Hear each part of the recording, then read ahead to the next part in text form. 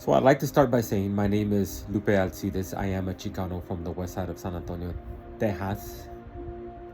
This is my narrow-minded, biased opinion. This is going to be a long video, so if you don't get to see the entire thing, um, I'll post it on YouTube. Um, it's going to be a bit of a rant because to me it's a serious topic. I've been listening to this audiobook on your brain and how your brain works and being able to retrain your brain. And he talks about your self-image, right? It's hard for people to change because they try to do positive thinking and affirmations and stuff like that.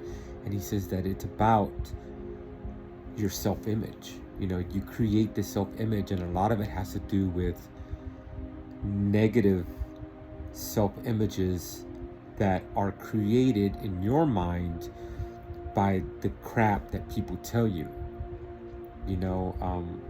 One example is that he talks about this anorexic chick that she only weighed like 80 pounds, right? But in her mind, she was fat, right? She practically refused to eat and would have to feed herself with an IV to get the nutrients that she needed just to survive. And one example that he gave was this kid that committed suicide because he was bullied a lot, right? He was bullied so much that he created this self-image in his mind to the point where he hated himself and he didn't want to live anymore. And I think that's important for people to understand. People think that bullying is it's funny and it's cute. It's not. It's really not. One, I honestly believe that bullies are weak, insecure individuals that it's the whole projecting thing, right? You project your insecurities onto somebody else.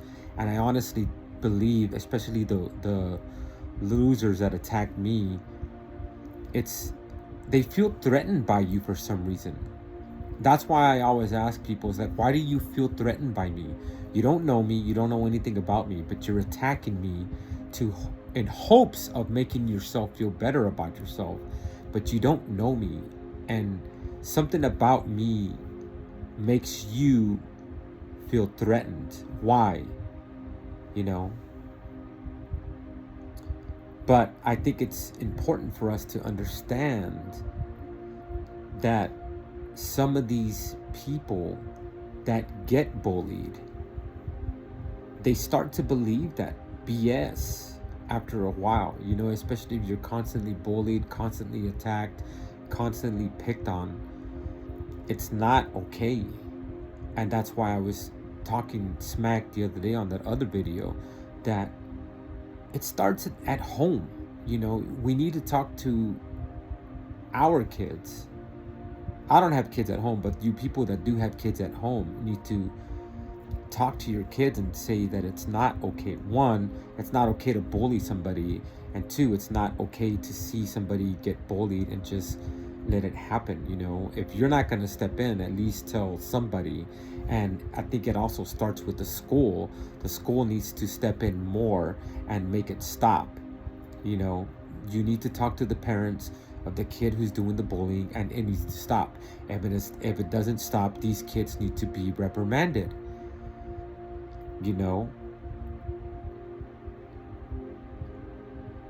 And I think it's a lot of it has. I honestly think a lot of it has to do with the kids, with the parenting, because it's what you're teaching your kids. You see your kid picking on somebody, bullying somebody, calling somebody names, or talking a certain way about somebody, and you don't put a stop to it.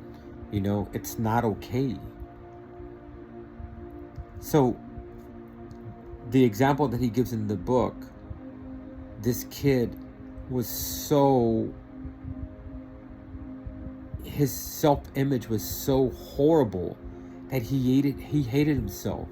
And he read the letter that the kid wrote, right? And the kid said, "Shame on all of you."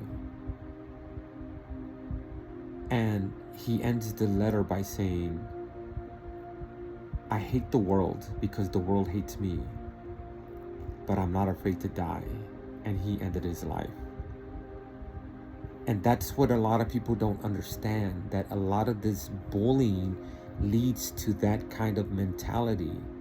You know, these people hate themselves so much that they would rather end their life than to endure any more BS from insecure, weak people who constantly attack them. And you can say whatever you want about me, but shame on you if you do that and you cause somebody to end their life. May God have mercy on your soul, because one, you did that, right? Maybe not directly, but you did that. And two, karma's a bitch, man. It really is. The way I understand karma is, if it doesn't get you, it'll get your kids, it'll get your grandkids. Somewhere down the line, somebody's going to pay for what you have done. So stop being a lowlife. And it's interesting because I'm watching the Halloween Ends, right? And I know it's just a movie, but you have to stop and think to yourself, this stuff really happens, right? And I'm not going to give away the movie or what happens or whatever, but there's a part of the movie where he gets bullied a lot. One of the actors gets bullied a lot. He literally gets physically assaulted by this punk kid who's constantly picking on him and picking on him and picking on him. And I think a lot of these bullies do it because they know that the person that they're attacking is not going to fight back. Because you never see a bully pick on somebody that's bigger than them, one, right? Two, a lot of these wannabe bullies only do it when they're with somebody else, right? They never have the guts to do it one-on-one, right? But this kid gets picked on so much by the bullies, and also his own mother, right? And I'm thinking to myself, this is why a lot of these white kids do stuff like mass shootings, taking knives to school, taking bombs to school. This is why they do it, because they get so messed up in the head with the bullying and the picking on and the name calling that they just get so frustrated and they don't know how to release that frustration, and so they attack people. You know, they think that's and that's another issue, right? We're not teaching our kids how to properly release their anger and their frustrations. And I think it was in another book also that he talks about that also, right? When you see your kid throw a tantrum, we tell them to stop. We tell them not to do that. We tell them not to act like that, blah, blah, blah. But we're also not teaching them how to properly release their anger, how to properly express their anger in a healthy way. One book that I read a while back, she says that when your child throws a tantrum, you don't really like try to stop it. You just explain to them, it's okay to get angry. It's okay to get mad, but you have to learn to express that anger in a healthy way that's not going to hurt other people. And I think that's where it starts, is that you have to start young, for one. you have to start now before it gets out of hand. It's just like these kids, you see all these. One, I think it's ridiculous that people love to video people fighting, because it doesn't solve anything. All it does is, if anything, fighting just proves that you could fight better than the other person. That's all it really does, because at the end of the fight, nothing got resolved except you just fought. That person may continue to call you names or do whatever they were doing that got you so mad.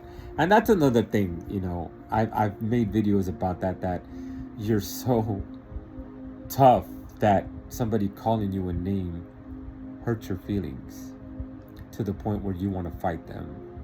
That's how much of a badass you are.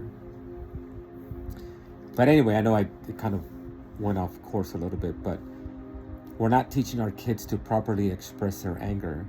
We're not teaching them to properly express their frustrations in a way that does not hurt other people. And I think that's where we are failing as a society, as parents, as teachers, as leaders in the community. We're failing our kids by not teaching them how to properly discuss and that's another topic too. Why are we teaching young boys from a young age that it's not okay to cry? It's not okay to express your emotions. It's not okay to express your feelings. Guess what happens when we're not letting boys express their anger and their frustrations and their emotions? They keep them bottled up inside, and they grow up to be men who have all these angers and resentments and feelings and emotions that they have never been able to express. Why do you think a lot of men drink and do drugs and are so angry and don't talk to you? Why won't you talk to me? Guess what? Because we were taught we're not supposed to talk about our feelings, our emotions, our angers, our frustrations.